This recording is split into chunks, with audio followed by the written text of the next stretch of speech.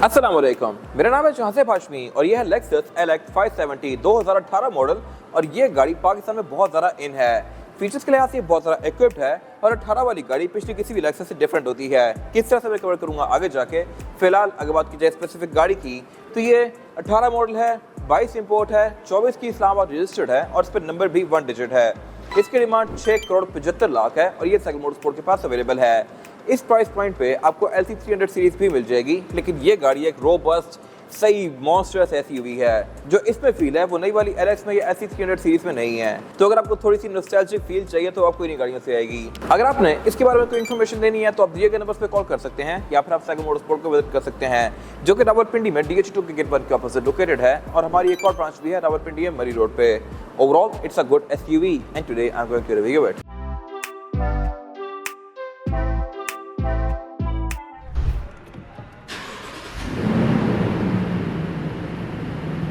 Let's start with the exterior of this car। इस गाड़ी के बारे में एक इंटरेस्टिंग फैक्ट ये है कि 2009-10 में जो LX 570 आती थी वो भी यही गाड़ी थी।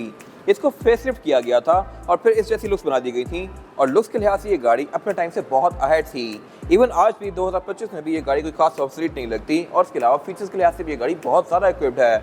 इसमें वो चीज़ें आती हैं जो कि LC 300 सीरीज में नहीं आती और यही वजह है कि प्राइस पॉइंट के लिहाज से भी ये और LC 300 आसपास ही हैं।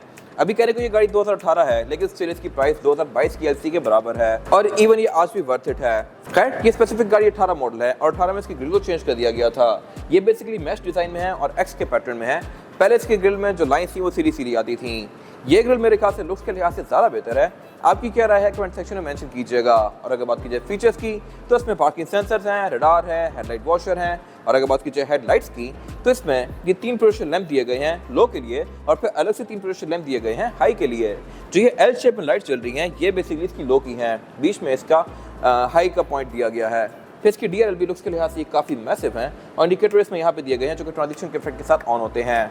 बाकी इसके अलावा जो इसके फॉग लैंप्स हैं ये बूमरैंग शेप में है, L शेप में, और इसके अंदर 2 प्रोजेक्शन लैंप हैं। ऑन एट अ टाइम एक ही होता है और इसकी वजह है वो ये है कि जो दूसरा प्रोजेक्शन लैंप है ये इसकी कॉर्नरिंग लाइट है। तो इसमें इस लेवल पे वर्क किया गया है डिटेल्स के ऊपर। बाकी इसका बोनट भी फेसलिफ्ट के बाद चेंज कर दिया गया था। टेक्निकल लाइंस की ये काफ़ी स्मूथ सी दी गई हैं। और बाकी इसमें जो बॉडी किट्स हैं 18 वाली गाड़ी में ये पहले वाली गाड़ियों से डिफरेंट आ गई थी, आगे भी और पीछे भी। जो ये नई वाली बॉडी किट्स हैं ये साइड से काफ़ी नीचे हैं और दरमियान से बिल्कुल ये ऊपर उठी हुई हैं। तो मेरे ख्याल से इनकी लुक बेहतर हो सकती थी, बट नई वाली गाड़ी में यही आ रही है। फिर इसके अलावा नई वाली गाड़ी में साइड मिरर के अंदर भी क्रोम आ गया था। इससे पहले मैंने एक वाइट गाड़ी का रिव्यू किया हुआ है। वाइट गाड़ी में भी इसके साइड मिरर ग्लॉस ब्लैक नहीं आते हैं 18 से ऑनवर्ड्स। फिर इसके अलावा अगर बात कीजिए फेंडर्स की तो यहाँ पे सब कुछ काफ़ी मैसिव है और ये साइड मिरर रिट्रैक्टेबल हैं, एडजस्टेबल हैं, इनमें ऑटो का फीचर है, ब्लाइंड स्पॉट मॉनिटर्स भी हैं, इनमें ऑटो डिमिंग वाला फीचर भी है। अगर तेज़ रोशनी पे पड़ेंगी तो ये आपके ऊपर रिफ्लेक्शन नहीं देंगे, ये डिम हो जाएंगे खुद ही। और फिर यहाँ पे नीचे कैमरास भी दिए गए हैं जो कि आपको इसका 360 डिग्री व्यू देंगे।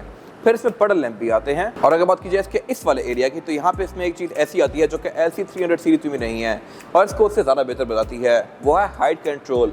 आप इसको रेस और लोअर कर सकते हैं। ये चीज़ अब सिर्फ LX 600 में आ रही है, LC 300 सीरीज में नहीं है। लेकिन LX 600 में एक और फीचर आ गया है जो कि इसमें नहीं है और वो है सॉफ्ट क्लोज डोर्स का। इसका दरवाज़ा आप पूरा ही बंद करेंगे तो बंद होगा, वरना आदत छोड़ने पे ये बंद नहीं होगा। LX 600 इसको खुद अंदर खींच लेती है। बाय द वे ये फीचर रेंज रोवर 2015-16 में भी ऑफर करी थी, जो कि इसमें इतना बाद में जाके आया है। बाकी इसमें जो ये साइड स्टेप्स हैं ये नॉर्मल हैं। रेंज रोवर्स वगैरह auto deployment foot step offer करती हैं, लेकिन वो काफ़ी जल्दी ख़राब हो जाते हैं। जब वो होंगे नहीं तो ख़राब भी नहीं होंगे। और अगर बात की जाए छत की तो इसकी छत की सिचुएशन मेरे ख्याल से बड़ी वियर्ड सी है। इसमें सनरूफ आ रही थी इस एरा में भी और इवन 2025 में भी ये गाड़ी सनरूफ ही ऑफर करी है, जबकि रेंज रोवर वगैरह 2014-15 में भी पैनोरामिक रूफ दे रही थी। तो मेरे ख्याल से टोयोटा यहाँ पे गाड़ियों को बेहतर कर सकता है, बट इनकी ऐसे भी बिक रही हैं तो ये बेची जा रहे हैं। और अगर बात की जाए इस वाले एंड की तो फ्यूल डोर इसका राइट पे आता है। बैक पे इसमें जो क्वार्टर ग्लास दिए गए हैं ये अच्छे खासे मैसिव हैं पूरी गाड़ी की तरह, और इसमें ये क्रोम की फ्रिल्स आती हैं जो कि इस तरह ऊपर तक कंटिन्यू करती हैं। और अगर बात की जाए एंट्री और एग्जिट की तो ये इस गाड़ी में ठीक है, आप इसमें चढ़ के बैठ सकते हैं। ग्रैब हैंडल्स वगैरह यहाँ प्रॉपर दिए गए हैं, लेकिन अगर कोई एजेड बंदा हो तो उसके लिए इसमें चढ़ना मुश्किल होगा। अब उनके लिए भी यहाँ पे एक फीचर दिया गया है और वो है एक्सेसिबल हाइट का। इसमें बेसिकली ड्राइवर की राइट साइड पे एक बंदा दिया हुआ है जो कि थोड़ा सा झुका हुआ है। अब गाड़ी चलाते हुए अगर वो बटन दबा देंगे तो जैसे ही गाड़ी को आप रोक के गाड़ी को बंद करेंगे और दरवाज़ा खोलेंगे तो ये गाड़ी खुद ही नीचे हो जाएगी। एक्सेसिबल हाइट बेसिकली, तो आप आराम से इसमें बैठ सकते हैं, निकल सकते हैं। और जैसे आप इस गाड़ी को दोबारा स्टार्ट करके चलाना शुरू करेंगे तो ये अपनी हाइट को गेन भी कर लेगी। ये चीज़ एक अच्छा फीचर है और लैंड क्रूजर में नहीं आता, ना ही 300 सीरीज़ में ना ही 200 में। ये सिर्फ लेक्सस ऑफर करती है। और बाकी इसके हाइट कंट्रोल के 3 ही लेवल्स हैं, लो, हाई और नॉर्मल, जबकि नई वाली एलेक्स में अब 5-6 लेवल्स आ गए हैं। और रेयर एंड पे भी इसके बम्पर्स की जो बॉडी किट्स हैं ये चेंज कर दी गई थी 2018 से ऑनवर्ड्स। बाकी लुक्स के लिहाज से ये भी काफ़ी एग्रेसिव है। टेल लाइट्स इसकी यहाँ पे पॉइंटी सी हैं, फ्रंट की तरह ही एल शेप में है, और यहाँ पे क्रोम काफ़ी सारा दिया गया है क्योंकि इस एरा में क्रोम बहुत इन था। बाकी टेल गेट इसमें पॉवर्ड है और ये स्प्लिट में है। अनलॉक करने पे ये ऑल द वे अप जाएगा लाइक दिस, लेकिन आधा ही। LX 600 में डिग्गी को सिंगल ही पोर्शन कर दिया गया है और उसकी पूरी ही डिग्गी ऊपर जाती है।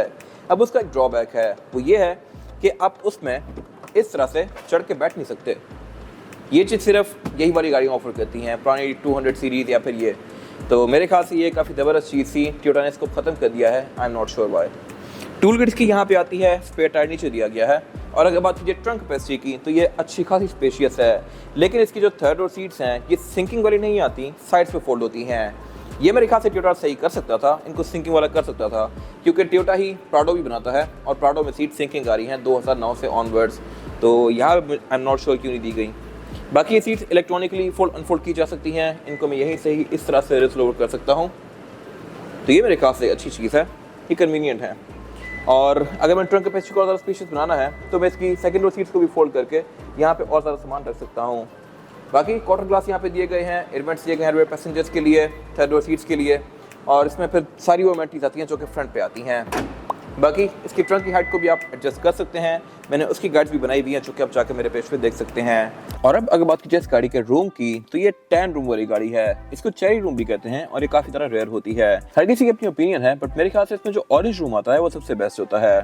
बाकी ये लेक्सस है तो इसमें build quality obviously top notch है, यहाँ मटेरियल्स भी काफ़ी ज़बरदस्त यूज़ किए गए हैं, इन पे मैं आगे बात करूंगा। फिलहाल अगर बात की जाए इसके स्टीयरिंग व्हील की तो ये वुड और लेदर के कॉम्बिनेशन के साथ है। साइड पे जो ग्रिप्स हैं ये लेदर की हैं और ये हीटेड हैं। ऊपर नीचे इसमें वुड दी गई है जो कि काफ़ी प्रीमियम है। और बाकी ऑब्वियसली ये मल्टीमीडिया वाला स्टीयरिंग है, इसमें पैडल शिफ्टर भी दिए गए हैं और क्रूज कंट्रोल भी इसमें एडॉप्टिव आता है। हेडलाइट ऑटोमेटिक है, वाइपर रेन सेंसिंग है। मीटर इसका ऑलमोस्ट एनालॉग ही है, जो कि अगेन लुक्स के लिहाज से तो अच्छा है, लेकिन अब नई गाड़ियों में स्क्रीन आने लग गई हैं। But I am definitely sure कि आपकी ओपिनियन भी यही होगी कि इसका मीटर LX 600 से बेहतर है। 600 में मीटर बड़ा अजीब सा दे दिया गया है, बीच में एक बड़ी छोटी सी स्क्रीन है और ग्राफिक्स भी कोई बहुत अच्छे नहीं है। मेरे ख्याल से ये लुक ज़्यादा बेहतर थी, और अगर यही LX 600 में होता, जस्ट स्क्रीन को थोड़ा सा बेहतर कर देते तो ये भी ओके था। बाकी मीटर की हाउसिंग इसकी पूरी लेदर की फिनिश में है। ये गाड़ी हेड्स अप डिस्प्ले भी ऑफर करती है और इसके डैशबोर्ड के सेंटर में एक काफ़ी बड़ी मल्टीमीडिया स्क्रीन दी गई है, लेकिन यहाँ पे ये गाड़ी एज शो करती है इस तरह से कि जो इतनी बड़ी सारी स्क्रीन है ये टच में नहीं है। इसके यूज़ करने के लिए नीचे यहाँ पे एक ये ट्रैक पैड है जिससे आप बड़ा मुश्किल से डिफरेंट मेन्यूज़ के पीछे नेविगेट करेंगे और इसको यूज़ करेंगे।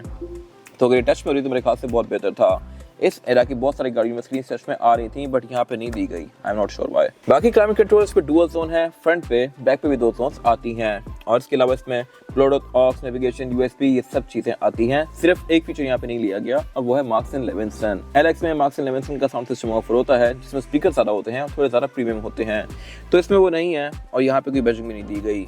बाकी इसके अलावा इसमें ऑलमोस्ट सब कुछ है और एयर वेंट्स भी इसमें अच्छे खासे आते हैं, फ्रंट पे भी बैक पे भी।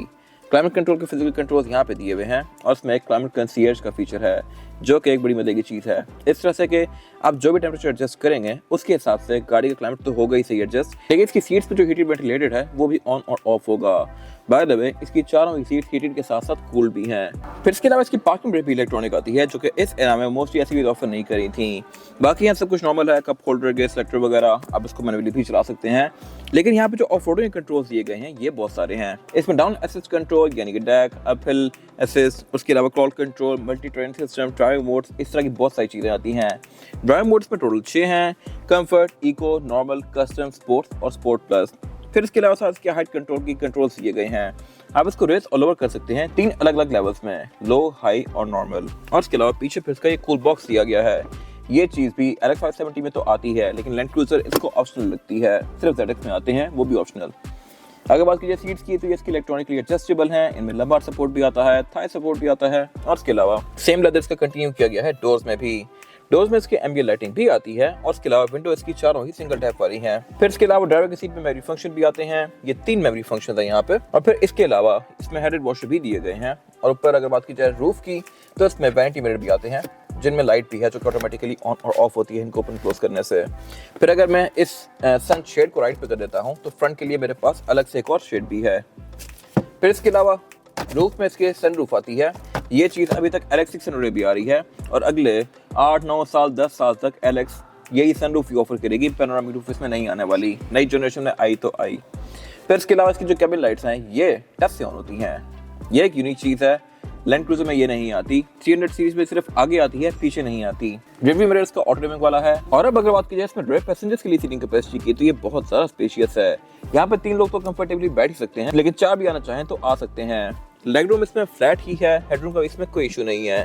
रेड सीट्स रिक्लाइनेबल हैं, इनको मैं इस तरह से आगे पीछे भी कर सकता हूँ अपने कंफर्टेबल के लिहाज से। और इसके अलावा नीचे से भी ये सीट्स आगे पीछे हो सकती हैं इलेक्ट्रॉनिकली लाइक दिस। तो ये मेरे ख्याल से बहुत ज़बरदस्त चीज़ है। फिर इसके अलावा बैटरी फीचर्स भी अच्छे खासे आते हैं। सेंटर में एक सेंटर कंसोल आता है जिसको निकाल के आप सिर्फ सेंटर कंसोल ही नहीं बल्कि पूरा क्लाइमेट कंट्रोल एक्सेस कर सकते हैं। आम गाड़ियों पे यहाँ पे क्लाइमेट कंट्रोल होता है, इसमें यहाँ पे है। और इसके अलावा रेयर सीट्स भी इसमें जैसा कि मैंने पहले बताया था हीटेड प्लस कूल्ड हैं और ये भी इंटेलिजेंट हैं। अगर मैंने इसकी कूल सीट्स ऑन की हुई हैं और मैं उतर के बाहर चला जाता हूँ तो ये खुद ही बंद हो जाएंगी। जैसे मैं यहाँ पे आके बैठूंगा तो ये फिर से ऑन हो जाएंगी। ऐसा नहीं है कि अगर कोई ऑन करके निकल गया है तो आपको फ्रंट से आके इसको बंद करना पड़े। Nice attention to detail. Climate control यहाँ भी ऑटोमेटिक है, 2 जोन्स भी हैं। और एयर वेंट्स की अगर बात की जाए तो ये यहाँ सेंटर में भी हैं, पाँव पे भी हैं और इधर ऊपर भी दिए गए हैं। केबिन लाइट्स की बैक पे ये बटन से ऑन होती हैं। और उसके अलावा रेयर पैसेंजर्स के लिए इसमें ये प्राइवेसी कर्टन्स भी दिए गए हैं। ये सिर्फ LX में ही आते हैं, लैंड क्रूजर ऑफर नहीं करती। बाकी इसके रेयर बेंचेस को फोल्ड करके मैं इसकी ट्रंक कैपेसिटी को भी स्पेशियस बना सकता हूँ। इसके बाद अगर बात की जाए इस गाड़ी के इंजन की तो इंजन इसमें एक ही ऑफर होता है, 5700 सीसी V8 पेट्रोल।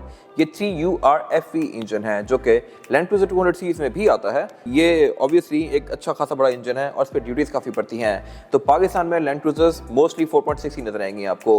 ये इंजन सिर्फ लेक्सस में आता है और लेक्सस की महंगी होने की एक मेन वजह इसका इतना बड़ा इंजन साइज भी है। ये इंजन 382 हॉर्स पावर प्रोड्यूस करता है जो कि सफिशिएंट है बॉडी साइज के लिहाज से, लेकिन LX600 छोटा इंजन होते हुए भी ज़्यादा पावर प्रोड्यूस करती है। वो गाड़ी 400 प्लस हॉर्स पावर पे है, बट ये भी आपको कहीं भी अंडर पावर फील नहीं होगा। एक्सेलरेशन में नई वाली लेक्सस निकल जाती है, लेकिन ओवरऑल पावर के लिहाज से इसकी फील ज़्यादा बेहतर है। अगर बात की जाए इस गाड़ी की ड्राइव की तो ड्राइव के लिहाज से ये गाड़ी आपको थोड़ी भारी भारी फील होती है और इसके अलावा कॉर्नर्स पे भी या ब्रेकिंग पे भी आपको इससे एक सही भारी वाली फीलिंग आएगी, जबकि LX600 या LC300 आपको काफ़ी लाइट फील होती हैं, जैसा कि आप कोई सेडान चला रहे हों। बाकी फ्यूल कंजप्शन की बात की जाए तो ये गाड़ी आपको रश में 3 से 4 की एवरेज देगी। लॉन्ग पे ये गाड़ी 5 से 6 भी जा सकती है depending upon driving pattern. Speed limit इसकी 200 किलोमीटर पर आवर है, 200 पे जाके ये गाड़ी लॉक हो जाती है। ट्रांसमिशन इसमें ऑटोमेटिक ऑफर होती है और इसके अलावा इसका इंजन भी काफ़ी टाइटली पैक्ड है।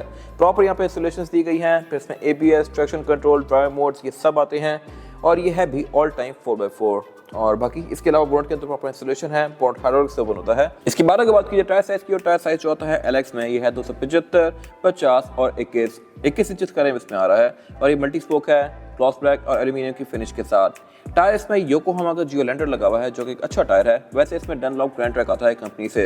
इसमें ऑल डिस्प्ले दी गई है। इसके अलावा इसमें हेड कंट्रोल आता है तो आप इसको रेस ऑल ओवर भी कर सकते हैं और इसकी राइड भी काफी स्मूथ है। ये था आज का रिव्यू। अगर आपको ये रिव्यू पसंद आया है तो इस रिव्यू को लाइक कीजिए, मेरे चैनल को सब्सक्राइब कीजिए और अगर आपके पास इस कार से रिलेटेड कोई भी राय है तो उसको कमेंट सेक्शन में शेयर जरूर कीजिएगा ताकि वो लोग जो ये गाड़ी लेने वाले हैं वो आपकी राय से फायदा उठा सकें। अपना ख्याल रखिएगा। Thank you.